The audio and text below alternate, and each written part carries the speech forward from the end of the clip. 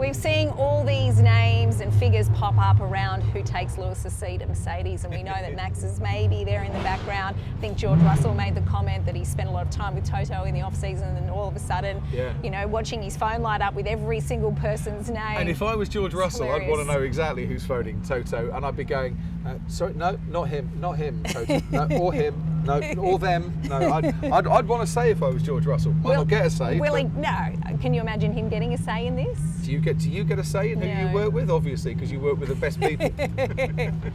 Who gets the seat? I mean, do they go for experience? Do they go for youth? I mean, reserve drivers and the debuts of names, you know, like Ollie Behrman, Liam Lawson, they're coming to the fore. What do they go for? It's an interesting one because I was joking with Freddie Vasseur after the race in Saudi, and I said, "You're going to tear up Lewis Hamilton's contract now because you get the other Brit in, you know, for a lot less money, and he could do a good job." No, we're happy with Lewis. Of course you are, because the best still make the difference. That little extra 3%. Yeah. The great drivers can turn a podium into a win, can turn a top 6 into a top 3. You know, look at Aston Martin and Fernando Alonso in that respect, who obviously is a contender for that seat, but I don't think he'll get it. I think he'll stay at Aston Martin. If you're Toto Wolff, you either say, we've lost Lewis Hamilton, I give you the future, and the future is Andrea Kimi Antonelli, and he is the man, and we are going to guide this man through to a possible world championship. Or you say, we've lost Lewis Hamilton, I give you Max Verstappen. Either of those is acceptable, and I think it will come down to a straight choice between them.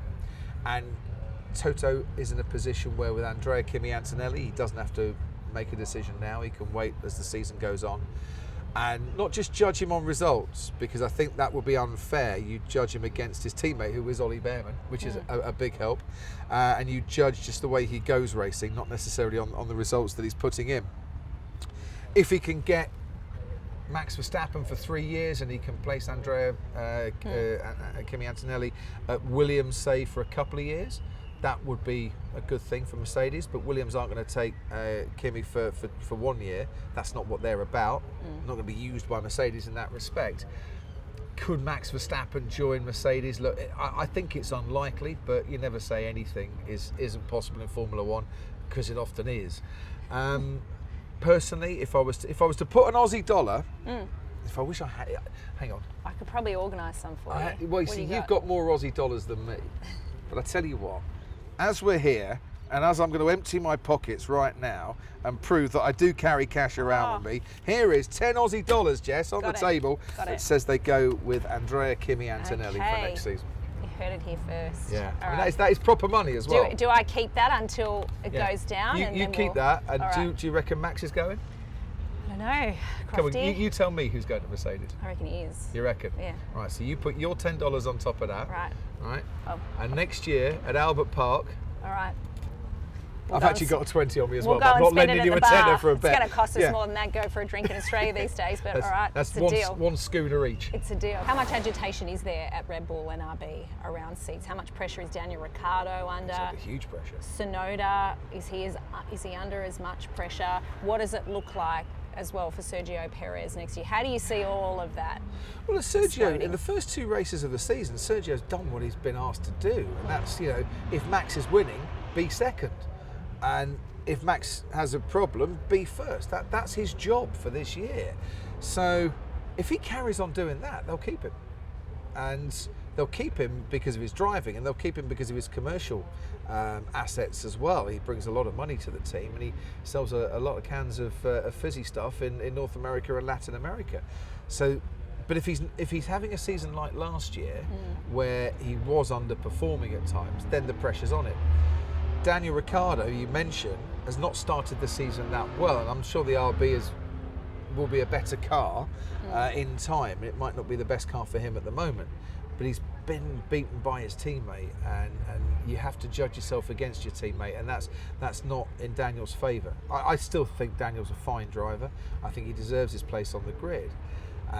But we need to see more from him, and that will be the message getting through to him. And this is a big weekend at the Australian Grand Prix for him, because the pressure, the home pressure will be on him. I know he's not the Melbourne boy, but there's still the pressure from the Australian fans that they want to see, for all the right reasons, the Daniel Ricciardo that has entertained us so thoroughly over the years, not one that's going to be finishing 13th or 14th. That apparently is not good for Australian sports fans. You We expect, have very high you expectations do. here. I don't understand this, being an Englishman and all that. Does he hang on to his seat? Does he stay with the team? I mean, for so long we've been forecasting whether or not he was actually going to get Perez's seat. Yeah, but I With don't Red think Bull. I don't think that's helpful for him. Yeah. Because that's the carrot, the golden carrot that's being dangled, and that's giving him too much pressure. If he has a poor season, does he keep his seat? Well, Liam Lawson is there, and we And know ready. he's good and he's ready. And the whole, Alpha Tauri, Toro Rosso, RB as they are now, reason for being is to bring young drivers through. Is that Daniel Ricciardo?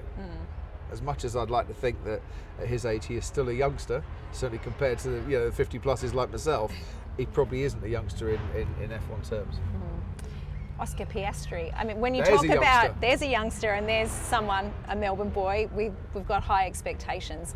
McLaren have been mixed up in all of this for so long, and they're probably one of the only teams now that seem very, very settled and very happy with their choice. And they've all of the things like the wind tunnel and their facilities that have been forecasted for so long, they've finally got them, Yeah. and they're finally seeing some inroads with that. What does their year look like, and what does Oscar do to actually put himself in the frames for some of those bigger seats should he want to head that Well, way? look, he's long-term tied to McLaren, and I think the right choice.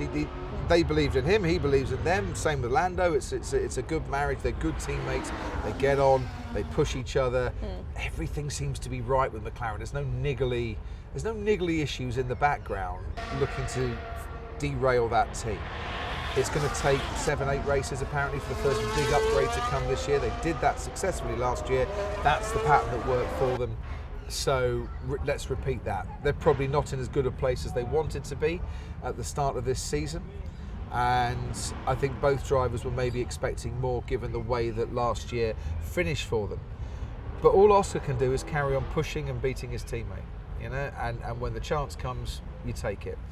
I was particularly pleased with the way he seems to be managing his tyres better this year compared to last year, proving that he learnt a lot from his rookie season. That we've talked about Oscar a lot. I think he's the real deal. I think he's an exceptional driver, and I think McLaren knew that, and that's why they made such great strides to get him. But don't put too much pressure on him already. I woke up this morning, read the back pages of the newspaper, and it's all about Oscar standing on the podium at Albert Park.